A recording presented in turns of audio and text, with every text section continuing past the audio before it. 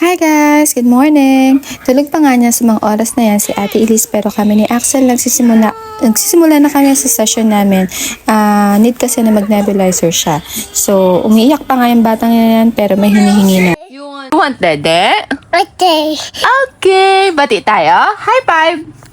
Habang tulog nga si Ate Elise, inayos ko na rin yung kailangan ng ibabayang nebulizer, yung mga milk, yung bote, and then yung mga excess na diaper. So, yung mga excess na diaper, yun na lang yung gagamitin nila.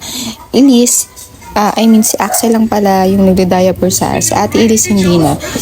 Pagbaba nga namin is nag-toothbrush na rin ako at naghilamos. So, i-share ko nga pala sa inyo yung ginagamit ko na facial wash kasi since lagi akong puyat na nasa hospital, nagkaroon ako ng pimples sa may labi.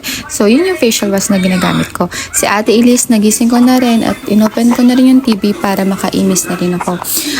Sa mga oras na yan, nagpabili nga pala ako ng itlog kay kuya kasi wala na rin kaming itlog.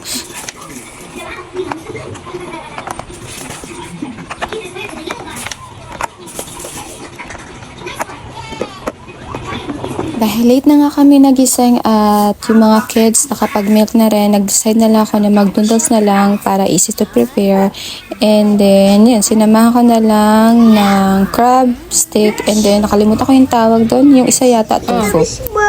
Pagkatapos ko pala ni Ate Elise uminom ng milk, sinunod ko naman yung gamot niya. Kasi 3 times a day kailangan ko painumin siya nitong Plamex, Glagonji.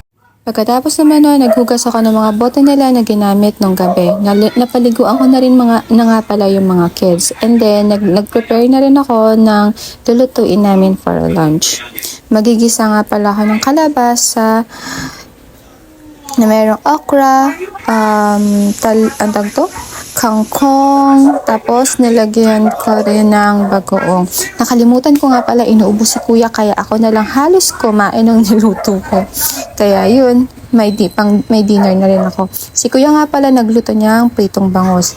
And then, sinimulan ko na rin pakainin si Ate Elise sa mga oras na yan.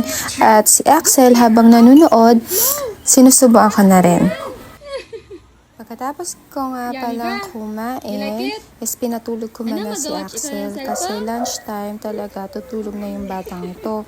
Kaya inuna ko muna siya. Then saka na lang ako nagbus. And then nakita ko itong tambakong tiklupin. So habang nagtitiklop ako, nanonood ako ng movie.